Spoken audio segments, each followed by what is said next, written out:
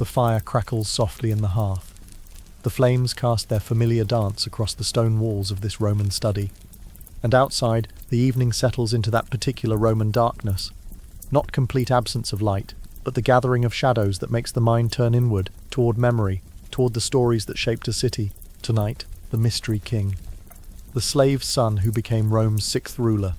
The man whose origins nobody could agree upon, whose rise nobody could explain, and whose reforms changed Rome more fundamentally than any king before him, Servius Tullius.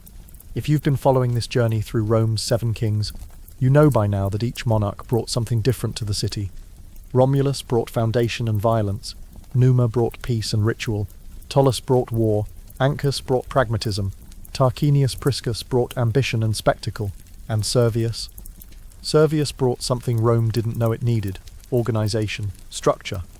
The patient, unglamorous work of turning a collection of tribes and traditions into something that could be called a state.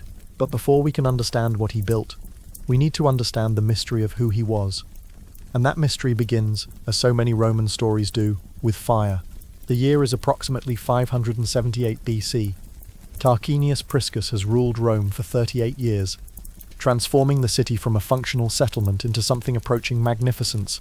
The Circus Maximus hosts its games. The great temple of Jupiter rises slowly on the Capitoline Hill. Rome has become the kind of place that attracts attention, that draws people seeking opportunity. Among those people, a woman named Lucretia. Now, Roman historians couldn't agree on much about Servius Tullius's origins, but they agreed on this: his mother was either a slave or a captive from the conquered Latin town of Corniculum. The sources split on whether she was enslaved before or after arrival in Rome, but the result was the same. Lucretia ended up as a servant in the household of Tarquinius Priscus and his wife Tanaquil, and in that household she became pregnant. With whom? The sources disagree spectacularly. Some said the father was a nobleman from Corniculum, that Lucretia was already pregnant when she arrived in Rome. Others told a stranger story involving the god Vulcan and a divine visitation. Still others suggested the father was Tarquinius Priscus himself, that the king had taken his servant to bed and that Servius was royal blood hidden behind a slave status. Rome would later decide the father didn't matter as much as what happened next, because when the child was born, a boy, healthy and strong, something remarkable occurred. The baby was sleeping in his cradle one afternoon, when flames appeared around his head.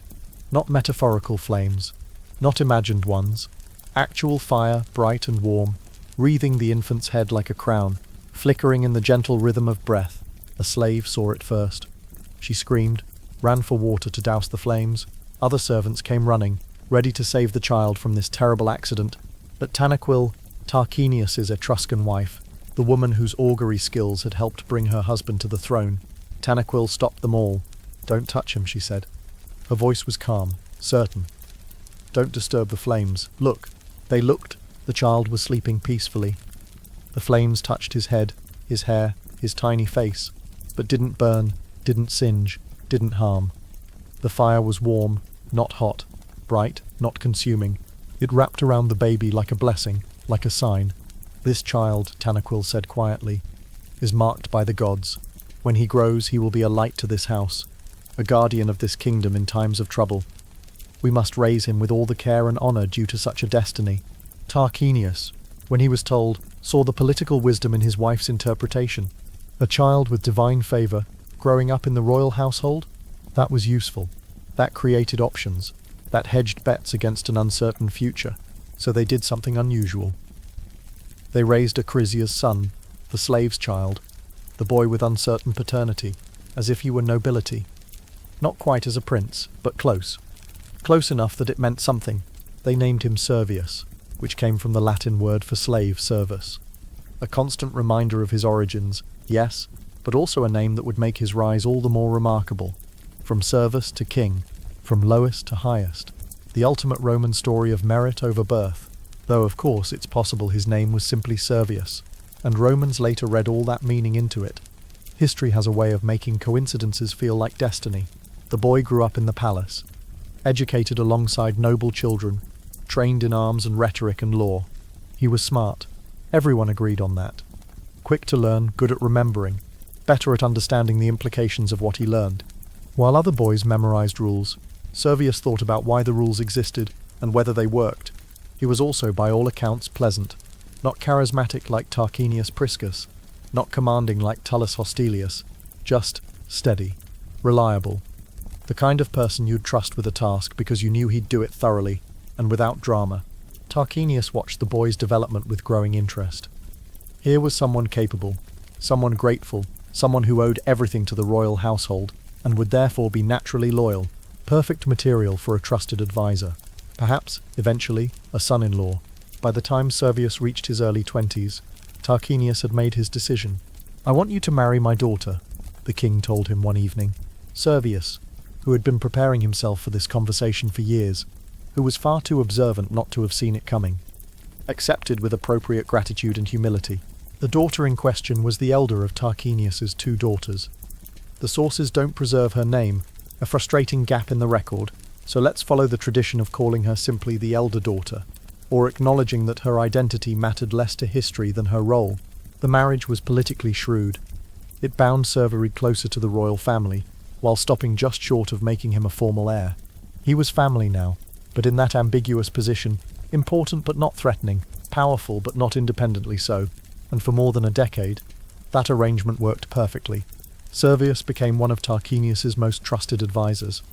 When the king needed someone to handle a delicate negotiation with a Latin town, he sent Servius.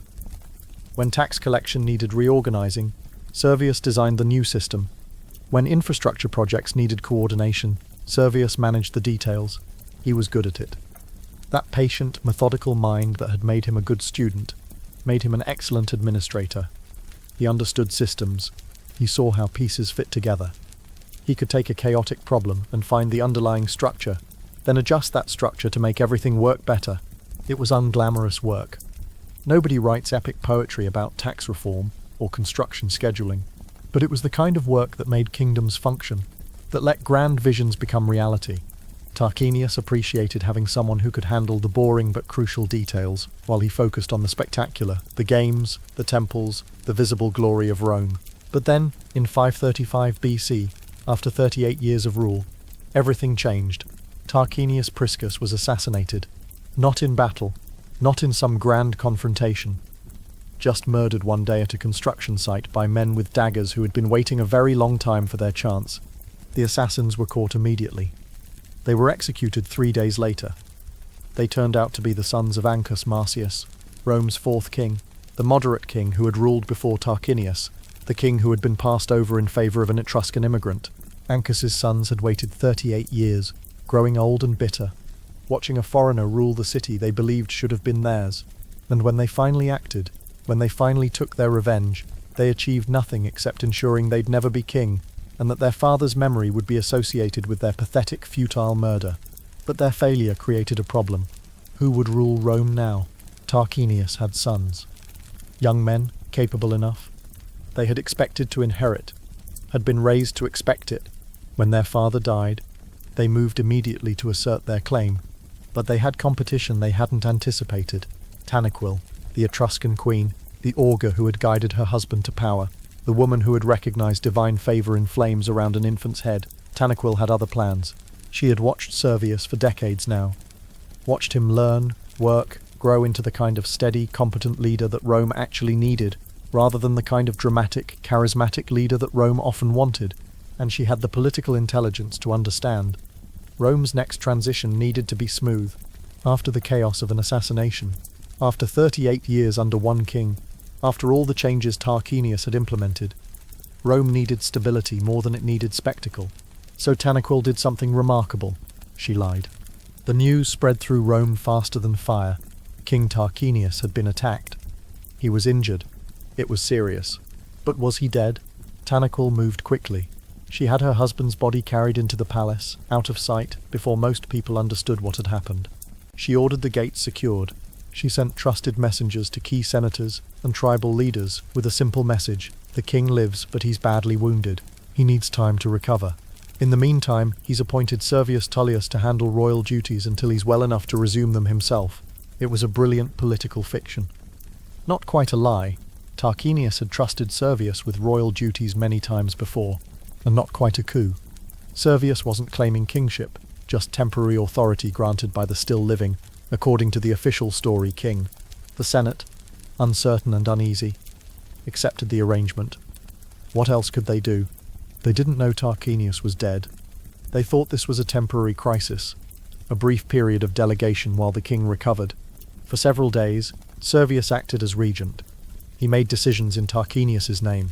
He met with advisors, settled disputes, handled the daily business of kingship.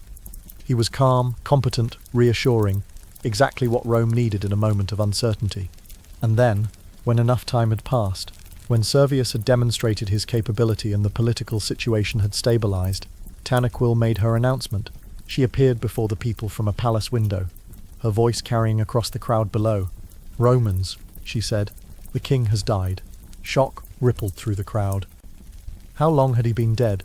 What did this mean? But before he died, Tanaquil continued, Tarquinius Priscus named his successor. He chose the man who had served him most faithfully, who had proven himself most capable, who had demonstrated the virtues Rome needs in its next king. He chose Servius Tullius. It was a masterful performance. Was it true? Did Tarquinius actually name Servius as his heir before dying? Or did Tanaquil invent that deathbed designation to give Servius's succession the appearance of legitimacy? We'll never know for certain. But it worked. The Senate, already familiar with Servius's competent rule during the regency, accepted the succession. The tribal assemblies, needing stability after an assassination, confirmed it. The people, who had watched Servius grow up in Rome, who knew him as steady and capable, if not exciting, raised no objection. Within a week of Tarquinius's death, Servius Tullius was Rome's sixth king. Tarquinius's sons, who had expected to inherit, found themselves outmaneuvered. By the time they understood what had happened, Servius's position was secure enough that challenging him would mean civil war. And civil war, in the wake of an assassination, with Rome's neighbours watching for any sign of weakness, that was too dangerous even for disappointed heirs. They retreated, bitter but pragmatic. They would wait, bide their time, and perhaps eventually find another opportunity. But for now, Rome had a new king. And that king had something none of his predecessors possessed. No clear claim to legitimate rule except competence. Romulus had founded the city. Numa had divine sanction. Tullus had military strength and Sabine blood. Ancus had been Numa's grandson. Tarquinius had wealth, Etruscan expertise, and that eagle omen. Servius had mysterious origins, uncertain parentage, and the backing of an Etruscan queen, who may or may not have been telling the truth about her dead husband's final wishes. It should have been a weakness. In any normal kingdom, it would have been a fatal weakness. But Servius understood something. If your legitimacy is questionable, you have to earn it. You have to make yourself so useful, so necessary, so clearly the right person for the role that questions about your birth or your succession become irrelevant. You have to prove that merit matters more than ancestry. So that's what he set out to do. But first, he had to deal with the immediate threat to his rule. And that threat came from exactly where you'd expect, the family of the previous king.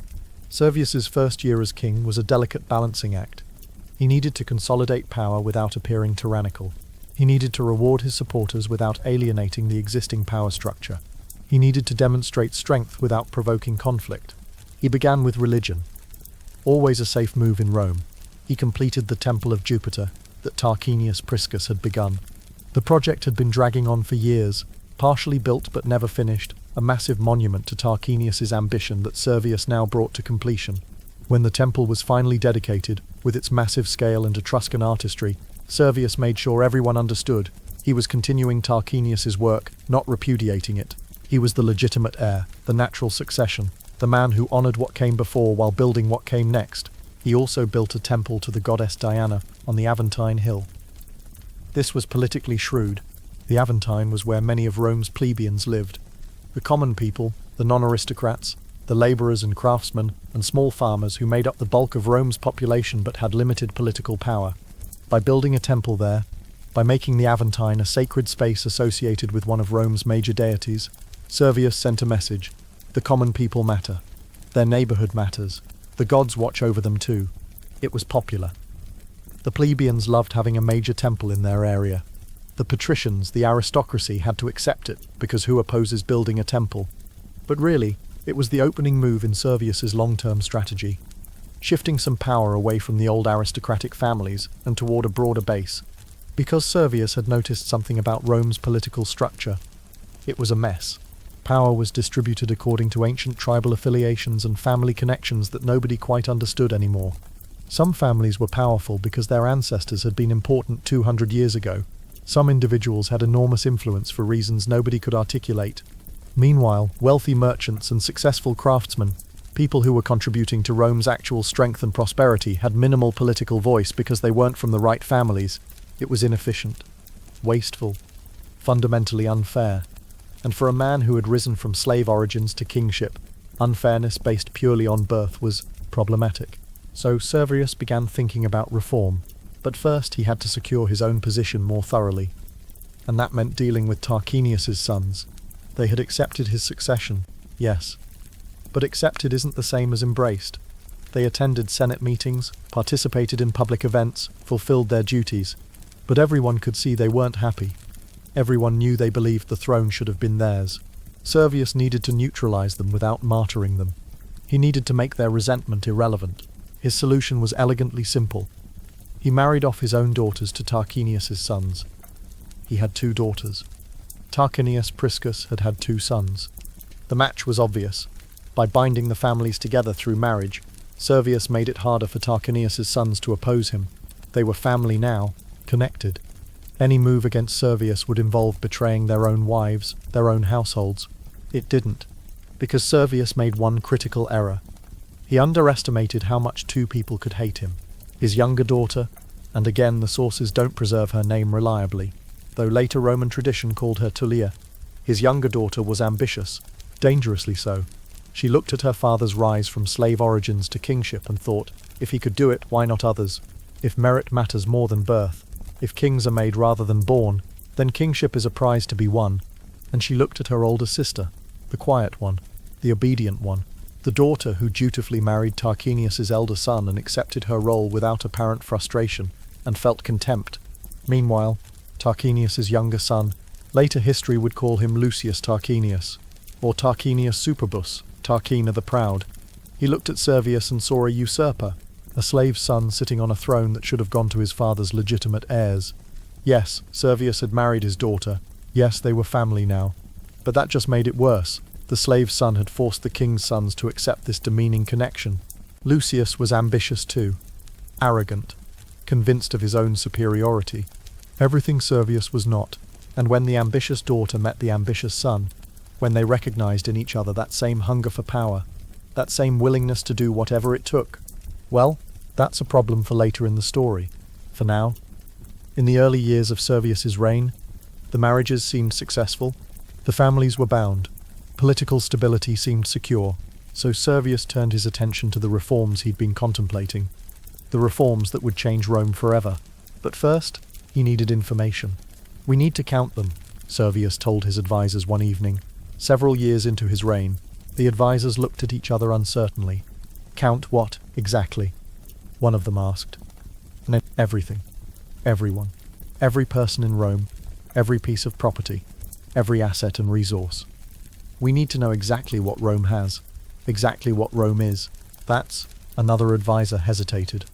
That's never been done. Not in Rome. Not anywhere, as far as I know. Which is why we should do it, Servius said.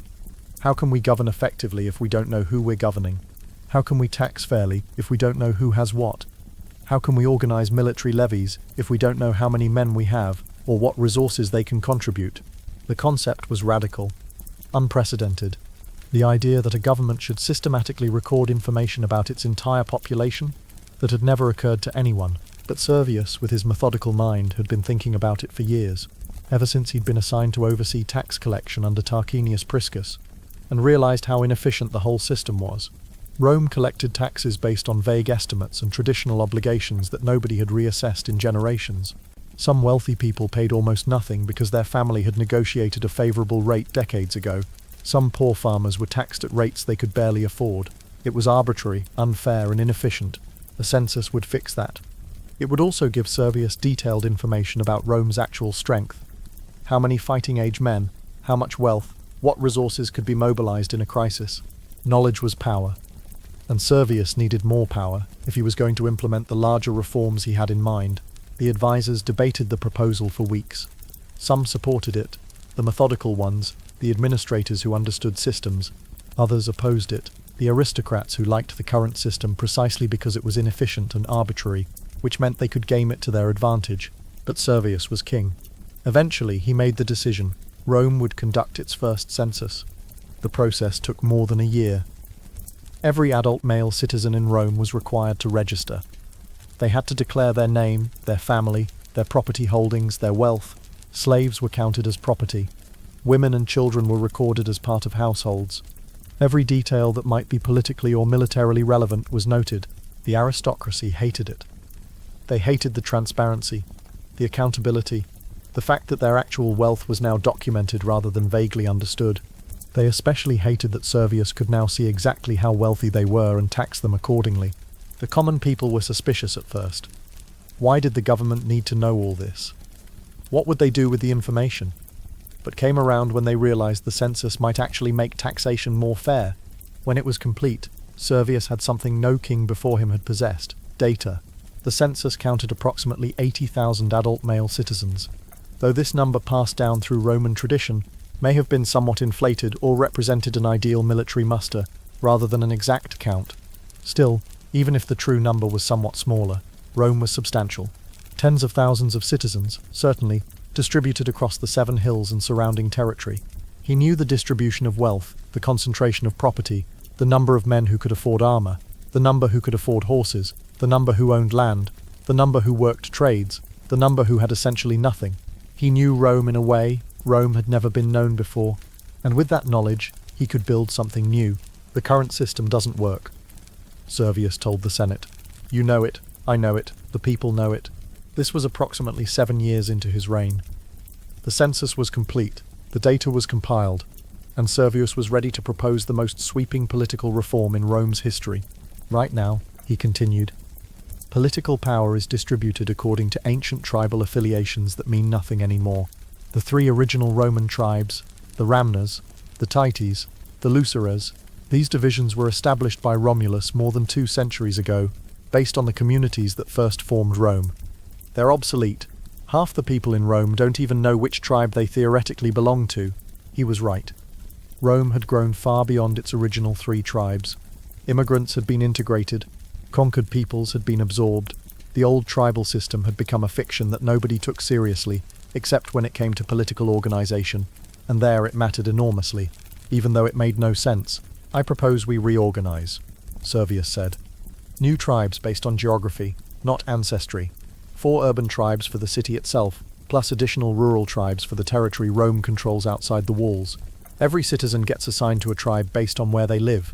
Simple, clear, rational. The Senate stirred. This was radical. Tribes were sacred. They had been established by Romulus himself, under divine guidance. You couldn't just change them. And then, Servius continued before the objections could solidify. We reorganize citizenship itself, not according to birth or tribal affiliation, but according to wealth and the capacity to contribute to Rome's defense. He laid out his vision. Rome's male citizens would be divided into 5 classes based on their property holdings. The first class, the wealthiest, would include men wealthy enough to afford a full set of armor, weapons, and equipment.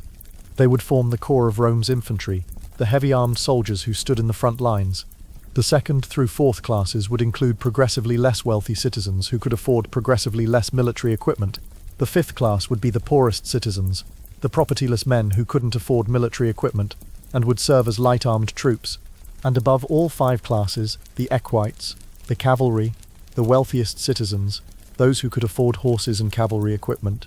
Each class, Servius explained, will be organized into centuries. Military units that also vote as political units. The first class and the equites will have the most centuries, because they contribute the most to Rome's defense. The lower classes will have fewer centuries, proportional to their military contribution. A senator raised his hand. So political power will be determined by wealth? The rich get more votes than the poor? Yes, Servius said simply. But right now, political power is determined by birth. By which family you were born into. Which ancient tribal affiliation your ancestors claimed. At least wealth is something a man can earn. Birth is pure chance. It was the argument of someone who had risen from slavery to kingship. Of course, Servius believed merit mattered more than birth, but there was more to his system than just rewarding wealth. The structure was elegant, almost beautiful in its complexity. Each class was divided into centuries, military units of theoretically 100 men each. In practice, the centuries varied wildly in size, but they were treated as equal voting units. The first class had 80 centuries, the second through fourth classes had 20 centuries each, the fifth class had 30 centuries, the equites had 18 centuries. Do the math. That's 188 voting centuries total. An absolute majority required 95 centuries voting the same way, and here's where Servius's system became clever.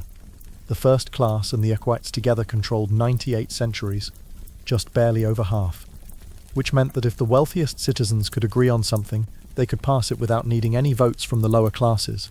But, and this was important, if the wealthy disagreed among themselves, the lower classes suddenly mattered. Their votes became decisive, which meant the aristocracy couldn't completely ignore the common people, because in any political dispute within the elite, the plebeians might tip the balance. It was a system that concentrated power among the wealthy, while still giving the poor some leverage. It rewarded military contribution, while acknowledging that even poor citizens mattered. It was oligarchic, but not quite aristocratic. It favoured property, but allowed for mobility. It was, in short, very Roman, pragmatic, complex, full of checks and balances, slightly contradictory, and brilliantly functional. The Senate debated the proposal for months. The aristocracy was divided. Some saw the threat. This system would allow wealthy merchants and landowners who weren't from old families to gain political power, but others saw the opportunity. The system was fundamentally oligarchic, favouring the rich, which many senators were. The common people, when consulted, were cautiously supportive. Yes, the system gave the wealthy more power, but it gave common citizens some power, which was more than they'd had before, and it was based on something clear and understandable. Wealth and military contribution, rather than mysterious ancient tribal affiliations. Eventually, Servius's reform passed. Rome reorganized itself according to the Servian constitution. The system of classes, centuries, and territorial tribes that would remain the foundation of Roman political life for the next 500 years. It was the most important political reform in Rome's history. More important than anything Romulus established, more lasting than anything Numa created. The Servian constitution defined Rome, and here's what's remarkable. Servius didn't gain much personal power from it. He reorganized Rome's political structure, not to make himself stronger. He was already king, with all the power that implied, but to make Rome itself stronger, more rational, more capable of functioning effectively as it grew. It was the work of a man who loved systems more than glory, who cared more about making things work than about being celebrated for making them work. But political reform wasn't enough. Servius had one more major project in mind, one more way to strengthen Rome that nobody else had thought of. He was going to build a wall. In 531 BC, Servius announced his next major project. Rome would build comprehensive defensive fortifications encircling all 7 hills. The reaction was immediate enthusiasm from common Romans. They wanted protection, and immediate concern from the Senate about cost. The census showed us Rome's strength, Servius told the Senate. We now have a clear picture of our population and resources. We know what we can afford, and we cannot afford not to defend our city properly. The census had counted approximately 80,000 adult male citizens. Though this number passed down through Roman tradition, may have been somewhat inflated or represented an ideal military muster rather than an exact count. Still, even if the true number was smaller, Rome was substantial. Tens of thousands of citizens lived across the 7 hills, conducting trade, raising families, building lives, all of them vulnerable if an enemy army approached. Every year we delay is another year. Rome remains exposed, Servius continued. We've grown beyond the old hilltop fortifications. We sprawl across valleys now, across open ground. A determined enemy could cause enormous damage before our legions could even mobilize. He proposed funding the fortifications through a special property tax, calculated as a percentage of assessed wealth. The wealthy would pay more, the poor would pay less, or be exempt. Everyone would contribute something, whether money or labor. It was the first time Rome had used census data to create a genuinely proportional tax. Previously, taxation had been haphazard, based on traditional obligations and rough estimates. Now, with accurate wealth assessments, Servius could say, you own property worth this amount. You will pay this amount in taxes. It's proportional. It's fair. The patricians hated it. They were used to gaming the system, to paying less than their wealth warranted. Proportional taxation based on accurate assessment meant they'd pay far more than before. But Servius had a response ready. You have the most property to protect. You benefit most from Rome's security. You should contribute most to that security. It was hard to argue with, especially when framed as patriotic duty rather than arbitrary extraction. The Senate debated for weeks but eventually approved the project. Construction would begin the following spring. What Servius built, or at least initiated, was ambitious. A defensive system that would encircle all 7 hills, establishing a clear perimeter between Rome and the world beyond. Now, here's where history gets complicated, where what ancient Romans believed and what modern archaeologists have discovered don't quite align. Ancient sources, Livy, Dionysius and others, credit Servius with building the Great Wall of Rome. They describe massive fortifications, stone barriers, defensive towers.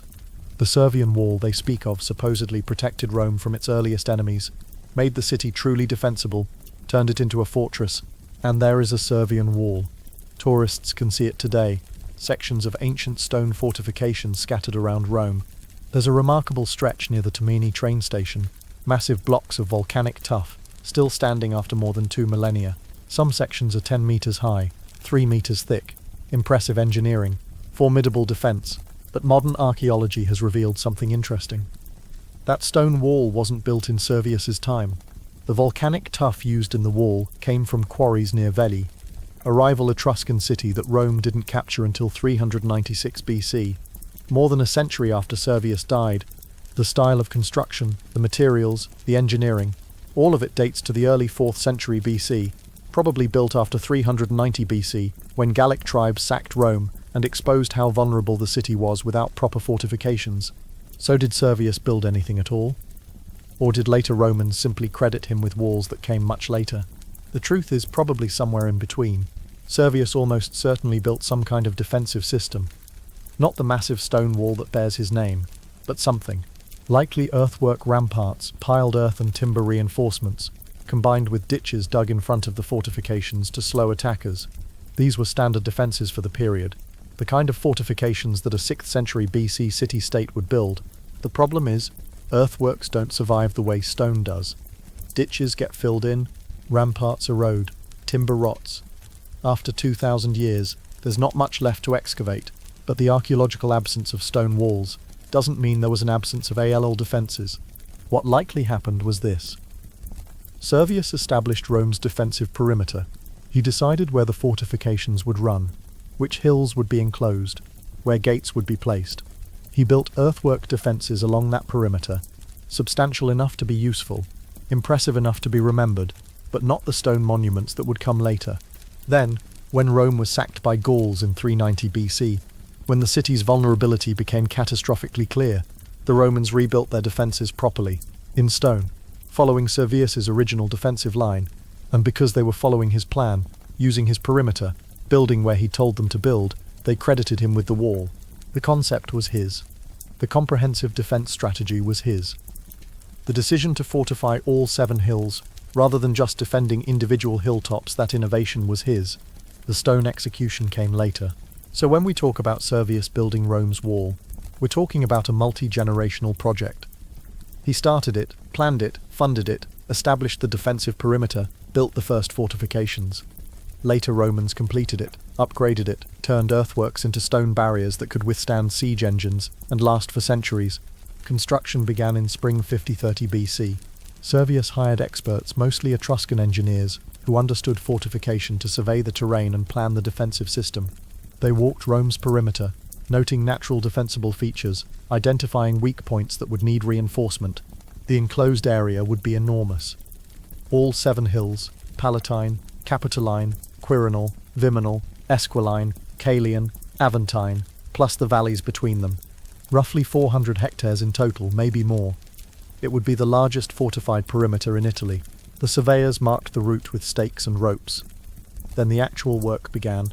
Marcus Tullius, the mason we met earlier, found himself reassigned from other construction projects to work on the defences. He worked alongside hundreds of other men, digging ditches, piling earth, shaping ramparts. It was hard work. Moving earth, lot of earth, day after day, creating a ditch deep enough to slow attackers, piling the excavated soil into a rampart high enough to defend. "How high is this supposed to be?" someone asked during the second week of work, the Etruscan engineer supervising this section. A man named Vel, experienced in siege warfare, pointed to markers set at intervals along the route, 3 meters above the surrounding ground level. The ditch adds another 2 meters of effective height, 5 meters total that an attacker has to overcome, under arrow fire, while our soldiers stand on top throwing spears. Marcus looked at the rampart they'd built so far, barely a meter high. "We've got a long way to go." "Yes," Vel agreed. "This will take years, but when it's finished, Rome will be defensible. Really defensible, not just defended by the strength of our field armies." The work continued through summer and into autumn. Citizens fulfilling their labor obligations, hired workers earning wages, slaves owned by the state, all moving earth, shaping defenses, slowly encircling Rome with fortifications. By winter, perhaps a quarter of the circuit had substantial earthworks. The rest remained marked but not yet built. Construction paused during the cold months. Frozen ground was impossible to work and resumed the following spring. Year after year, the project continued. Servius devoted significant resources to it, kept crews working continuously on different sections. The more prosperous areas near the Forum, around the Palatine, got attention first, since those were both most important and most visible. The further sections toward the outskirts would take longer. Some sections included timber palisades atop the earthwork ramparts, wooden walls that added height and provided better defensive positions. These would need regular maintenance and eventual replacement, but they were quicker to build than stone and still effective. Gates were installed at major roads. Initially just gaps in the rampart with wooden barriers that could be closed, but substantial enough to control traffic in and out of the city.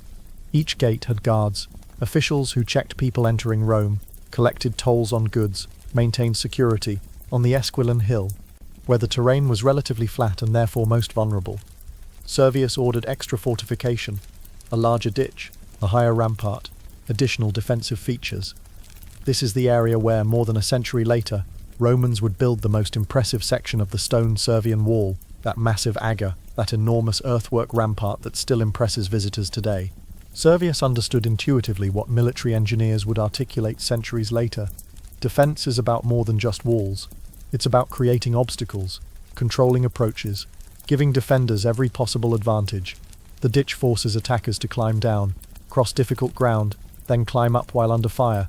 The rampart gives defenders height and protection. The combination makes assault far more costly than it otherwise would be.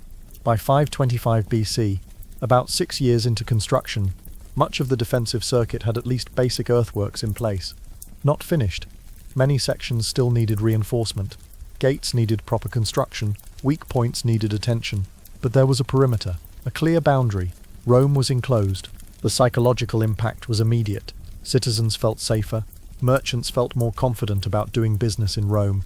Fortified cities were less likely to be sacked, which meant investments were more secure. Neighboring towns took notice. Rome was serious about defense, which made Rome more dangerous as a potential enemy, and more valuable as a potential ally. The fortifications also defined Rome conceptually, in a way that hadn't existed before. Everything inside the defensive perimeter was Rome. Everything outside was not Rome. The defenses created identity, established boundaries, made Roman a definite rather than vague category. Construction continued throughout Servius's reign. He never saw it fully completed. That would take generations, especially the later transition from earthworks to stone.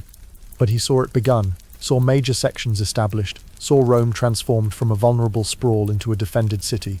And in 390 BC, when Gallic tribes sacked Rome, when they exposed every weakness in the city's defenses, the Romans rebuilt on the perimeter Servius had established. They followed his plan, used his defensive line, honored his vision by making it permanent in stone. The wall that tourists visit today, the Servian wall near Termini Station, the sections on the Aventine Hill, the remains incorporated into later buildings. That's the 4th century BC construction. But it follows Servius's 6th century BC concept. The credit they gave him wasn't entirely wrong. He was the architect, even if later hands built the structure. While the fortifications were being built, Servius also expanded Rome's territory outside the city itself. Not through conquest. He wasn't a military king like Tullus Hostilius, but through treaties and integration. Latin towns that had been Rome's neighbours became Rome's allies. then Rome's clients, then essentially part of Rome's extended polity. This was Ancus Marcius's approach scaled up.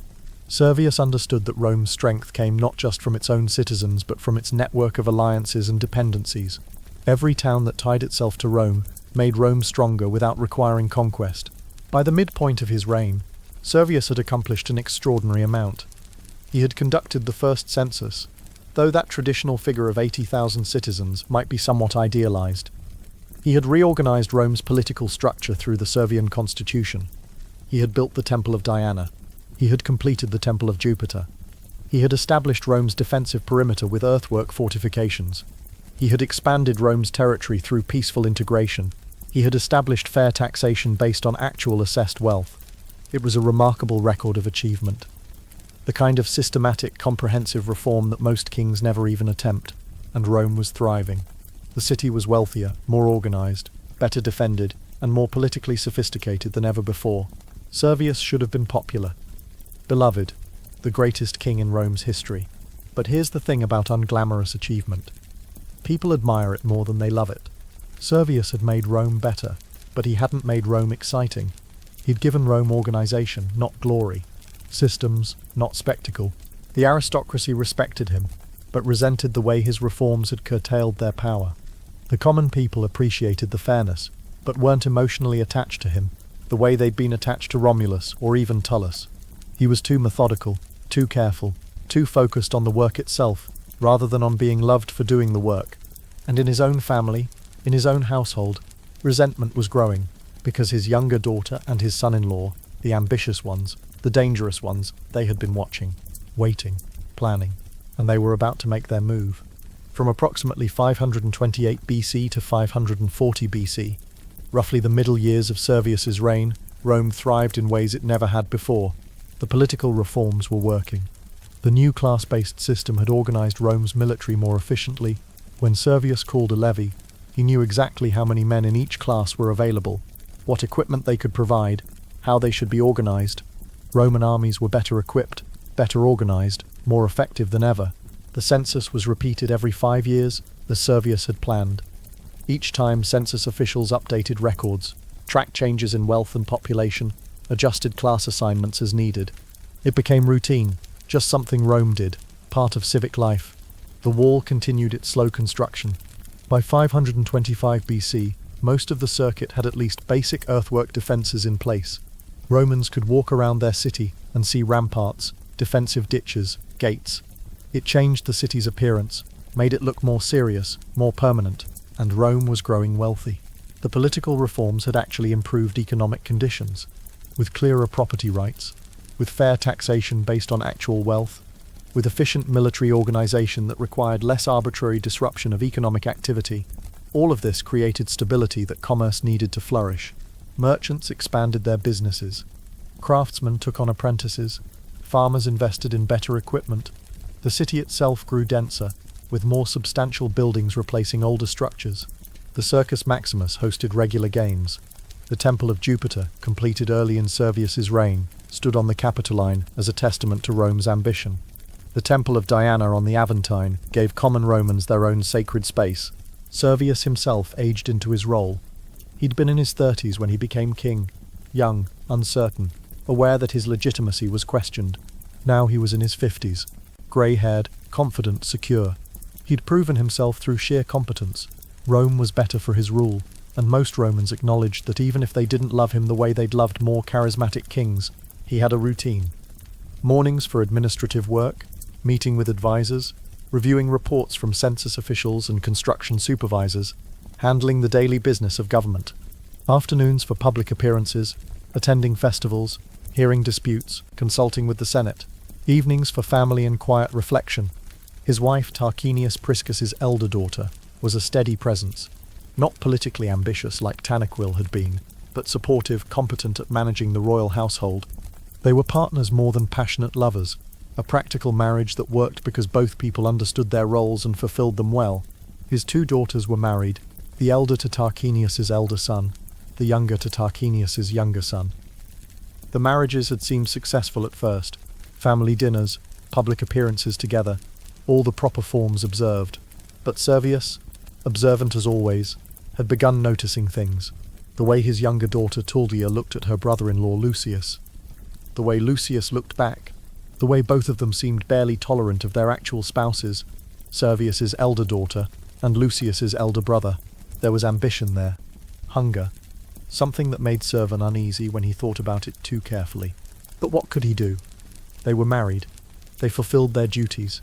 There was no concrete evidence of anything improper. Just a feeling, an instinct that something wasn't right. He told himself he was being paranoid, that he'd spent so many years building systems and managing threats, that he saw conspiracy where there was just personality conflict. He focused on his work instead. In 526 BC, he expanded Rome's alliance network. Several Latin towns that had been independent agreed to formal treaties with Rome, not quite client states, but close. They acknowledged Roman leadership, contributed to joint military efforts, accepted Roman arbitration in disputes. It was Ancus Marcius's approach refined and systematized. Servius understood that Rome's strength came not just from its own population, but from its network of alliances. Every town that tied itself to Rome made Rome stronger without requiring conquest. In 524 BC, Servius reorganized Rome's market regulations. Trade had grown chaotic, no standard weights or measures, disputes over fair pricing, confusion about taxes on goods bought and sold.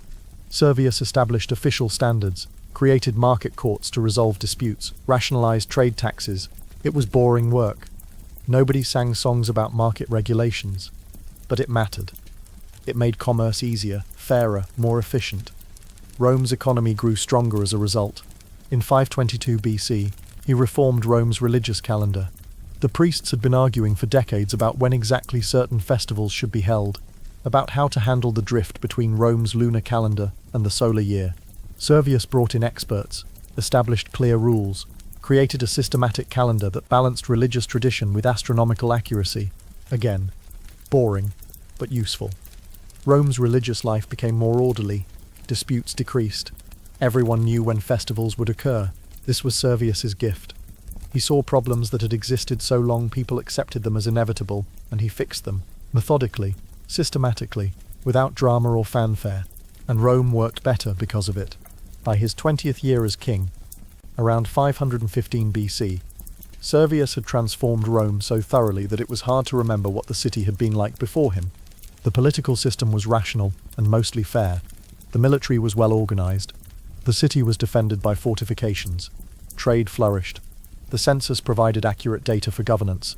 Taxation was proportional to wealth. Rome was no longer just a powerful city-state. It was becoming something that looked almost like a modern state. With systems, with institutions, with predictable procedures rather than arbitrary decisions. And Servius continued making improvements. Small ones, mostly. Adjustments to the class system when census data showed it wasn't quite working as intended.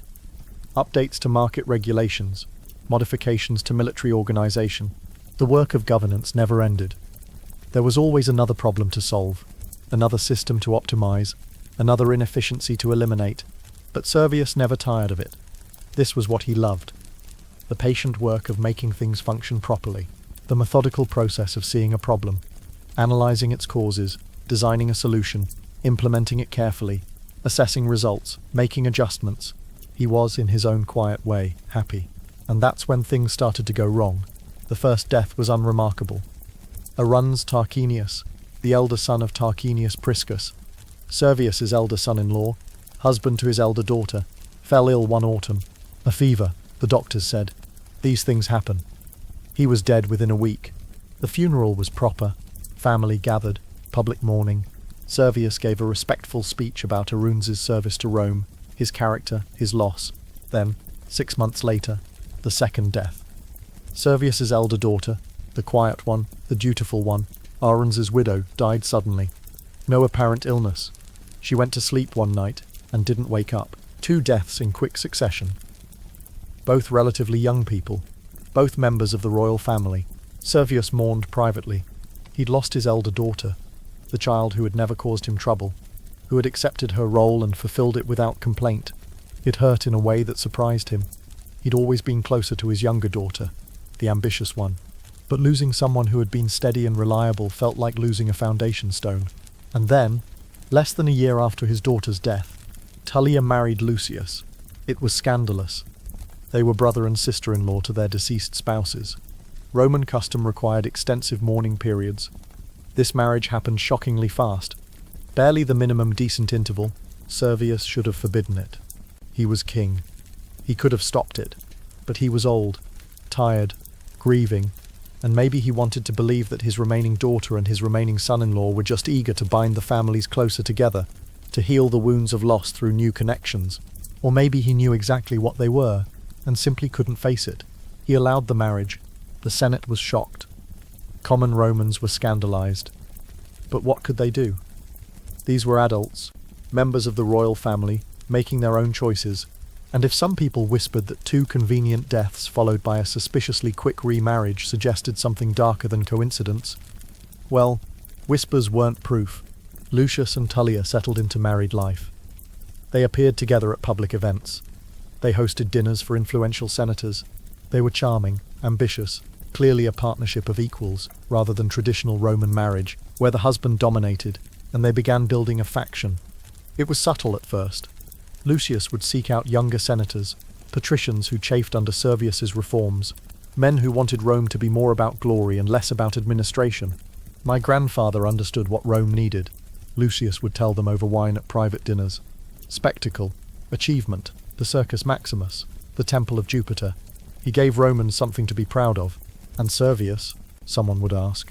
"Servius has given us tax assessments and property regulations," Lucius would say with a smile. "Very efficient, very rational, very boring. Is that really what Rome is meant to be? A well-organized bureaucracy? What's the alternative?" "Greatness," Lucius said simply. "Rome should be great, not just efficient. We should be conquering our neighbors, expanding our territory, building monuments that make the world notice us. Instead, we're conducting censuses and updating market regulations." It was effective rhetoric because it contained truth. Servius had focused on administration over achievement, on systems over spectacle. Some Romans, especially young, ambitious aristocrats, found that disappointing. Tullia worked her own faction. She cultivated relationships with senators' wives, with influential women who might persuade their husbands. She hosted gatherings, made herself popular, built networks of connection and obligation, and together, she and Lucius waited, bided their time. Let Servius grow older and more vulnerable. They didn't discuss their plan explicitly. They didn't need to. They both understood. Eventually there would be an opportunity. A moment when Servius was weak, when their faction was strong, when they could strike. By 537 BC, 42 years into Servius's reign, that moment was approaching. Servius was in his 70s now, still mentally sharp, but physically declining. He tired more easily. He sometimes needed help walking. He spent more time in his residence and less time in public. The Senate noticed. Romans noticed. When a king grows old and weak, succession questions become urgent. Servius had no sons. His younger daughter was married to Lucius, and the relationship between Servius and his son-in-law had grown increasingly strained over the years. They were polite to each other in public, but everyone could see the tension. Who would succeed Servius? The Senate would theoretically choose, but the Senate was increasingly influenced by Lucius's faction. And Lucius, now in his early 50s, still vigorous, still ambitious. Lucius had waited long enough. One evening in late 535 BC, he and Tullia sat in their home, discussing the future. "He's weak," Tullia said. "Old, he won't fight." "The Senate still respects him," Lucius countered. "His reforms have been successful. Rome is prosperous. They won't just abandon him because he's aged." "Then we force the issue. Make the Senate choose between the past and the future, between tired old administration and renewed greatness." "How?" Tullia smiled. "You walk into the Senate house. You claim kingship. You make them choose. That's direct. It's necessary. If we wait for him to die naturally, the Senate will have time to organize succession without us. We need to strike while we control the moment." Lucius considered this. It was audacious, potentially disastrous if it failed, but Tullia was right. Waiting was just allowing Servius's supporters to prepare their own succession plans. "And if he resists?" Lucius asked. "He's old," Tullia said flatly. "He won't resist long." So they began their final preparations. Lucius spent the next week solidifying his faction, making sure enough senators would support him when the moment came. Tullia made her own preparations, ensuring certain key people would be in position, that the palace guards could be influenced, that nothing would interfere with what was about to happen. And then, one morning in early summer 535 BC, Lucius dressed himself in royal regalia and walked into the Senate house. Lucius Tarquinius entered the curia wearing the purple cloak and crown of kingship. He walked directly to the king's chair, the seat reserved for Servius, and sat down. The Senate erupted in chaos. Senators jumping to their feet, shouting questions, demanding to know what was happening. Some reached for weapons they weren't carrying. Senators didn't bring arms to session. Others looked around frantically, trying to understand if this was a joke, a mistake, or something more serious. Lucius let the chaos continue for a moment. Then he raised his hand for silence. Rome has been governed by a usurper for 44 years, Lucius said. His voice was clear, confident, carrying to every corner of the Senate house. My grandfather Tarquinius Priscus was Rome's rightful king. When he was murdered, kingship should have passed to his sons, to my father's generation, and then to mine. Instead, a slave son stole the throne through his mother-in-law's lies about deathbed designations. Servius was confirmed by the Senate. And people, someone shouted. Confirmed based on Tanaquil's lie, Lucius shot back. She claimed Tarquinius Priscus named Servius as successor. Did anyone actually witness this? Did anyone hear my grandfather's supposed final words? Or did we all just accept it because we were shocked by the assassination and uncertain what else to do? The Senate was quieter now. This was a real argument. Servius's succession had been irregular, dependent on Tanaquil's word about what the dying king had said. Servius has ruled Rome, Lucius continued, but has he ruled it well? He's given us tax forms and census records, market regulations and administrative procedures. Is that what Rome is meant to be? A bureaucracy? My grandfather understood glory. He built the Circus Maximus. He began the great temple of Jupiter. He made Rome magnificent. Marcus Valerius, the senator who had spoken with Servius about the census years ago, who had become one of Servius's supporters, stood up. Servius has made Rome strong, Marcus said firmly. His political reforms have given Rome the most rational system of government in the known world. His fortifications protect us. His census allows for fair taxation and efficient military organization. These aren't trivial achievements. They're accountants' achievements, Lucius said dismissively. Where's the greatness? Where's the glory? Rome should be conquering territory, not counting property. Rome is expanding, Marcus countered, through peaceful integration, through alliances. We've extended our influence over dozens of Latin towns without the cost of war. That's smarter than conquest. It's weaker than conquest, Lucius said. And Rome doesn't want to be smart. Rome wants to be great. A senator stood up, one of Lucius's faction. I support Lucius Tarquinius. He's right. We've had 40 years of administration. It's time for greatness again. Another senator. I support him too. Servius is old, tired. Rome needs a younger, stronger king. Then another, and another. Lucius's faction stood, one by one, making their support public. But not a majority. Maybe a third of the Senate, enough to matter, but not enough to win. Word had reached Servius. His advisors burst into his residence, telling him what was happening. A coup. Lucius claiming kingship. The Senate in chaos. Servius listened. Then he stood up slowly, his joints aching, his body reminding him of his age with every movement. Help me get there, he told his advisors. They tried to dissuade him. Send guards. Send a message. But don't go yourself. It's too dangerous. I'm going, Servius said flatly. If Lucius wants to challenge my rule, he can do it to my face. So they helped him. Server walked from his residence to the Senate house. Moving slowly but deliberately, he was unarmed. He wore simple robes, not royal regalia. He looked like what he was, an old man going to have a difficult conversation. He entered the Senate house. Senators parted, making way. Servius walked to the front, to where Lucius sat in his chair. They looked at each other, son-in-law and father-in-law, the ambitious young man and the old king, the promise of glory, and the reality of administration. Get out of that seat, Servius said. His voice was calm, tired, but absolutely firm. Lucius smiled. I don't think so. This seat belongs to the son of a king, not to the son of a slave. The Senate held its breath. I am Rome's king, Servius said, chosen by your grandfather, confirmed by the Senate and people, ruler for 44 years. You have no claim. No claim? My grandfather was king. My father should have been king. You stole what was ours. The Senate and people accepted me, Servius said. That's legitimacy, not your birth, not your grandfather's achievements. Actual support, actual acceptance. From a Senate you packed with your supporters. From people you bribed with fair taxation and administrative efficiency. Yes, Servius said simply. I gave Romans good government, fair laws, prosperity, security. That's why they accepted me.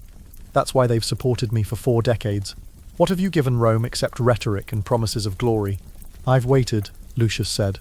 44 years, while you sat in a throne that should have been mine, while you used my grandfather's achievements as foundation for your bureaucratic tedium, while you transformed Rome from a great city into an accounting office. I transformed Rome from a collection of traditions into a functioning state, Servius countered. I built systems that will outlast both of us. I organized Rome's strength so it could actually be used effectively. I created fairness where there had been arbitrary privilege. I'm sorry that's not glorious enough for you. They stared at each other. And in that moment, the entire history of Rome's monarchy was present. The tension between achievement and administration, between glory and governance, between what made people proud and what made society actually work. Choose, Lucius said to the Senate. Him or me, past or future, boring competence or renewed greatness. The Senate began to debate, arguments flying back and forth, Marcus Valerius defending Servius's record, senators from Lucius's faction attacking it, younger senators drawn to Lucius's promises of glory, older senators appreciating Servius's stability. It went on for hours. The debate became heated, angry. At some point there was physical confrontation. Sources disagree on exactly what happened, but Servius was struck, injured. Perhaps Lucius attacked him directly. Perhaps Lucius's supporters grabbed the old king roughly. Either way, Servius was hurt. His advisors got him out of the Senate house, supported him as he walked back toward his residence. He was bleeding from a head wound, moving slowly, in pain, but alive, and that's when Tullia arrived. She'd been waiting nearby, watching. When word reached her that the coup had happened, that Lucius had claimed kingship, she came to see the outcome. She saw her father ahead, wounded, walking slowly through the street, supported by a few advisors, heading home, and she made her choice. She ordered her driver forward. The chariot moved towards Servius. The advisors saw it coming, scattered, shouting warnings. Servius, old and hurt and slow, couldn't move fast enough. The chariot struck him, knocked him down, and then, according to every source which all agree on this horrifying detail, Tullia ordered the driver to continue forward, directly over her father's body, back and forth, making absolutely certain he was dead. Then she drove to the Senate house to congratulate her husband, the new king, with her father's blood on the chariot wheels. The street would forever after be known as the Vicus Celeratus, the street of crime, the place where a daughter murdered her father for power, where the last shred of decency that had constrained Rome's monarchy died along with its 6th king. Servius Tullius was dead, the mystery king, the slave son who became Rome's ruler, the man who organized Rome's strength and built its walls and reformed its politics, murdered in the street by his own daughter, overthrown by his own son-in-law, denied even a proper funeral. Lucius moved quickly to establish his own legitimacy, ordered the body removed without ceremony, wanted no public mourning that might become a focus for opposition. Within days, Lucius Tarquinius Superbus was officially Rome's 7th king. The Senate, shocked and intimidated, confirmed him. The people, uncertain and afraid, accepted him, and Rome's last monarch began his reign with patricide and usurpation, with blood in the streets and ambition triumphant over competence. The mystery king was gone. His systems remained, and Rome would remember, eventually when it was too late, that boring competence was actually pretty valuable, that organization mattered, that the slave's son who built walls and conducted censuses had understood something important about what made cities actually work. But that understanding would come later, much later, after Rome experienced what happened when glory replaced governance, when ambition trumped administration, when a king cared more about being celebrated than about making things function properly. For now, Servius lay dead in the street, and his daughter drove on, toward power, toward queenship, toward a throne built on patricide. Let's be clear about what Servius Tullius accomplished. He took a city organized according to obsolete tribal affiliations and reorganized it according to rational territorial divisions. He took a military system based on traditional obligations and reorganized it according to wealth and capacity. He took a political structure based on birth and created one based on property and contribution. He established Rome's defensive perimeter with earthwork fortifications that later generations would reinforce in stone. He conducted Rome's first census, though the traditional figure of 80,000 citizens may be somewhat idealized. He established the principle that government should know its people, understand its resources, organize its strength methodically rather than relying on tradition and assumption. He ruled for 44 years, longer than any king before him. And in that time he transformed Rome from a city-state held together by tradition and personality into something approaching an actual state, with systems, with institutions, with rational organization. He wasn't charismatic. He wasn't glorious. He didn't conquer vast territories or build spectacular monuments purely for show. But he made Rome work, and that's perhaps the least appreciated kind of achievement. The quiet, systematic work of making institutions function properly, of solving boring problems like how do we tax fairly, and how do we organize military levies efficiently, and how do we defend a city that sprawled across 7 hills. Servius solved these problems, created systems, built structures, both physical and political, that would last for centuries. The fortifications that bore his name, though completed in stone long after his death, followed his defensive plan and protected Rome for more than 600 years. The Servian constitution remained Rome's fundamental political organization throughout the Republic, the framework that structured Roman political life until Julius Caesar and the transition to empire. The census became a regular feature of Roman government, conducted every 5 years, providing the data Rome needed to function as a complex state.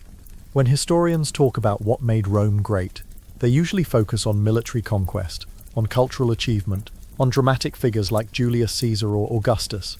They're less likely to talk about Servius Tullius. But Servius created the foundations that made all that later greatness possible. You can't have a vast empire without systems to organize it. You can't have military success without knowing how many soldiers you have and how to mobilize them efficiently. You can't have political sophistication without rational structures for distributing power and resolving disputes. Servius gave Rome those things. And Rome thanked him by allowing his daughter to murder him in the street and his son-in-law to usurp his throne. That's not fair, of course. It wasn't Rome that betrayed Servius. It was specific people, Tullia and Lucius, senators hungry for glory, aristocrats resentful of reform. Most Romans probably appreciated what Servius had done, even if they didn't love him the way they loved more dramatic kings. But the story illustrates something important about human nature and politics. We admire competence, but we don't love it. We respect organization, but we don't celebrate it. We appreciate the boring work that makes society function, but we reserve our passion for spectacle and glory. Servius did the boring work, and he got overthrown by someone who promised spectacle, though there's bitter irony in what happened next. Lucius Tarquinius Superbus, Tarquin the Proud, the man who promised to restore glory, who criticized Servius for being too bureaucratic. He became exactly the kind of tyrant Rome had spent centuries avoiding. He ruled through fear. He executed political opponents. He used Rome's wealth not for public good but for personal aggrandizement. He made unilateral decisions without consulting the Senate. He treated kingship as personal property rather than public trust. And within 25 years, Rome had had enough.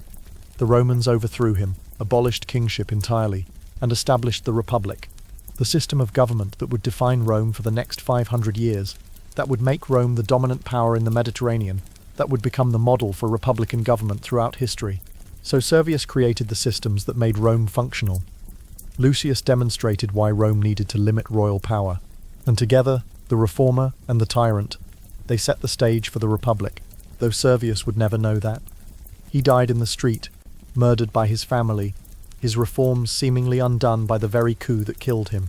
But reforms that actually work don't depend on one person. They outlast their creators. They persist because they solve real problems, because people recognize them as improvements even if they didn't love the person who implemented them. The Servian constitution outlasted Servius. The defensive perimeter he established was reinforced by later generations. The census became standard procedure.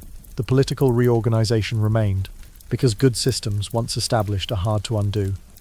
Even people who resent change eventually get used to improvements and forget there was ever another way. That's Servius's real legacy.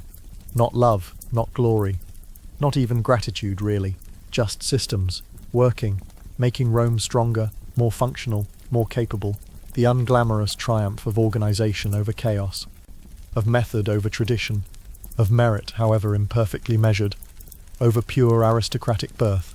He was a slave's son who became king, who proved that competence could matter more than ancestry, who showed Rome that systematic reform was possible, that cities didn't have to be governed by tradition and assumption, that organization itself could be a form of greatness. And then he was murdered by people who wanted glory instead of competence, spectacle instead of systems. Rome got spectacle with Lucius. 25 years of tyranny and fear, and then Rome remembered. Maybe systematic organization wasn't so boring after all. Maybe competent governance was actually pretty valuable. Maybe the slave's son who built walls and conducted censuses had understood something important about what made cities actually work.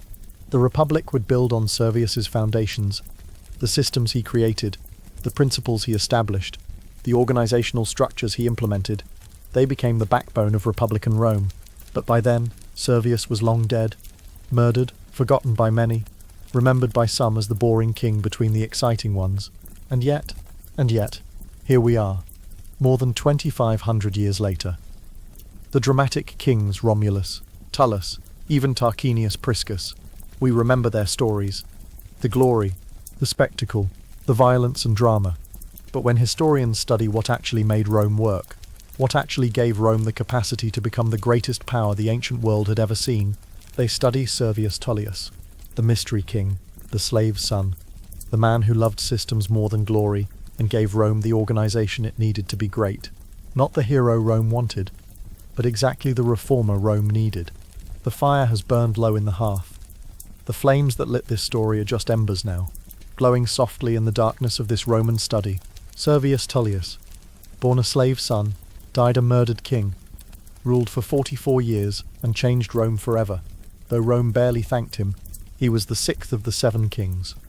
One more remains, Lucius Tarquinius Superbus, Tarquin the Proud, Rome's final king, the tyrant whose excesses would end monarchy forever and give birth to the Republic. But that's a story for another night. Another session beside this fire, as Rome's long journey from city to empire continues. For now, rest. Let the story settle. Let Servius Tullius and his systems, his walls, his quiet revolution drift into the back of your mind, where history becomes memory, where facts become wisdom. The slave's son who became king and taught Rome that organization could be greatness. Sleep well.